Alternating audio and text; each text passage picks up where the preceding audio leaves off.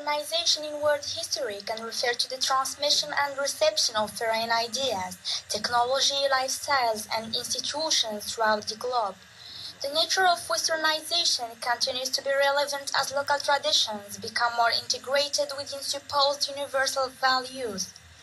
As a result, the idea of Westernization continues to be a part of 21st century historical discourse, framing the ways in which scholars examine the interactions among cultures, regions, and nations. Ilyass Ainanass conducted his BA end of study project about Westernization, globalization, and cultural production. Can you give us your point of view concerning Westernization of cultures? Of course, before we start, we should highlight some intrinsic definition, that is, what is culture and what is the Westernization of culture. Of course, that is culture, a way of life, an entire society, and of course, that culture is a shared belief, system of rituals and customs. That is, and culture is categorized into two subcategories. That is, oral culture, which refers to an orally transmitted belief, transgeneration, while the written culture ensures the continuity of the culture, and culture that is based on DVDs, books, internet, and stuff. Of course, the Western culture, the terminology of the Western culture that started with the early beginning of the ancient Greece, that culture toward Roman civilization and afterwards the medieval age. And the rediscovery of Western culture in the Middle Age has prompted the Renaissance and the issue of discovery and the Industrial Revolution. All that lead to what we consider now in the postmodern society, between quotation marks, a civilized Western culture. Of course, the sophistication of the Western culture and what we see now, the development of the Western culture, or what we, between quotation marks, the East assumed as utopia or ideal and quite exotic culture, has become more attractive and accepted by the East. And of course, when you admire something, you imitate it. As Ibn Khaldun claims that in his book, the Al-Muqaddimah, that is, the hated permanently pursues it. Particularly speaking, that Moroccan culture, which is one of the richest cultures in the world, that is now a day posing a serious threat as a Western culture is establishing its strong base not only in Morocco, but slowly and gradually widen the East culture. It has already made its presence in several places and been felt. How the Western culture penetrate the identity of the authentic cultures? Of course, Westernization has, of course, greatly affected our traditions, customs, and our families, and our respect and love for others. The concept of joint families is vastly decreasing. Everyone wants to remain aloof from others. Nobody now bothers about others and only cares about himself, which is totally contradictory to our Moroccan culture, which needs to be a part of each culture. Slowly, our values, of which Morocco has pride is vanishing, and Western culture is taking its place. People are blindly following the Western culture without knowing its consequences. Through different tools, of course, we try to answer how the Western culture penetrates and changes the identity of the authentic culture. Of course, that through different tools, and the Western mode is invading the authentic culture. That, from a vivid example, an adequate example, that is McDonaldization of the culture through McDonald's, through KFC, music, clothes, hairstyles. All those have been, of course, initiated due to the rise of capitalism and the New World Order. Of course, taking the flag of globalization. Globalization is not only about economy, but also about culture. That is, the homogenization of global culture. Technology played a leading role. Contemporary played a leading role in breeding, producing Western culture via and through mass media. Was overused to become as one social ball without borders, meaning that these geographical borders are not concerned, in which the world becomes more communicated as well as enable social life more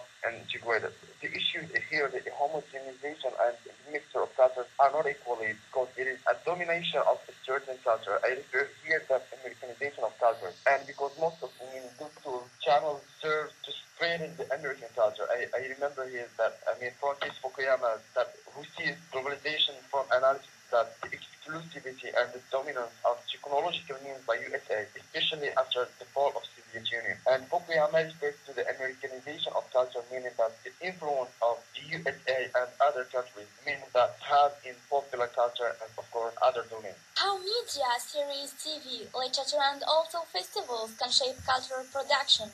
We are talking about those tools. We should highlight the issue and shed light upon the notion of cultural production. Of course, cultural production and how cultures are shaped in such a way that contributed and disseminated by media, TV and literature, for art, paint, photo galleries, museums, etc. Cultural production has its intellectual roots in the late of 20th century and it decides transmission of culture from across generations, and it concerns the creation, diffusion, and consumption of cultural products. Of course, it's not only it shapes culture, but also it reproduces cultures, because it focuses on the way in which the content of symbolic elements of culture are shaped by a system within they are created, distributed, evaluated, taught, and preserved. According to Richard Peterson, who defines that cultural production is decided on the automatic transmission of cultural product via what is called cultural industry.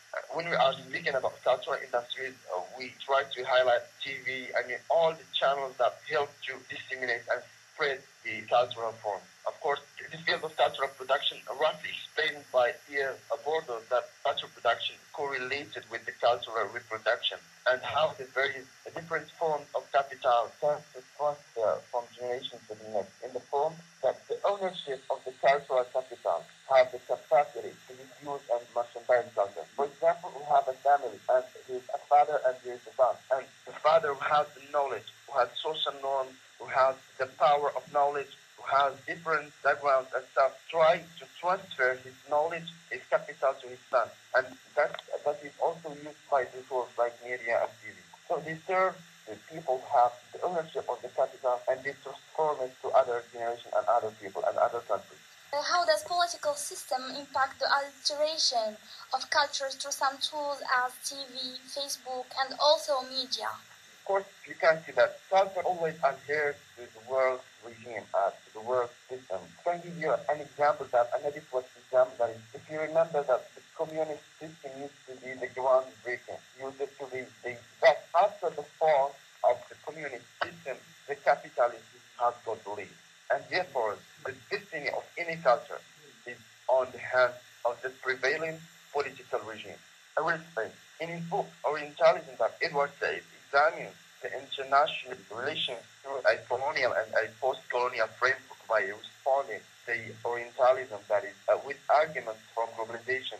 He describes that as a Western style of dominating, restricting, and having authority over the Orient. Of course, that is a political system has and a substantial impact in alteration of culture, because each political system has its own background and ideological background which serves the change of cultures. I can read from another perspective. I can just give opportunity to talk about Karl Marx, who developed the idea of ITA, ideological state authority, that stands for the tools, religion, media, school, art, and all the cultural industries that we talked about, like media and stuff, that the government or the political system uses to spread certain beliefs, ideologies, and moreover, of course, caste. Do you think that these cultures are going to be mixed by each other?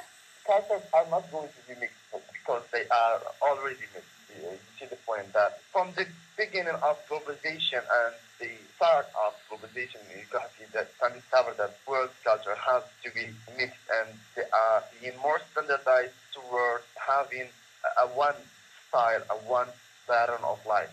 And you can see now in talking, particularly speaking, that you can only notice that in Moroccan streets where you can find, no difference between, people here in another country in terms of dress, food, and stuff. So you can just imagine that you can see people, they are the same, they are dressing the same, they are speaking the same way. Those cultures are not mixed because each identity has its own religion, which differentiates us from the other. And of course, the world is emerging towards, is advancing towards the idea of having a one form. Thank you, Mr. Ilyass Ainanass, student at Benazir University in Kenitra. Cultural production is an unusual and dynamic interdisciplinary program spanning the social sciences, humanities, and creative arts. Faculty and students examine arts, cultural form, and community transformation.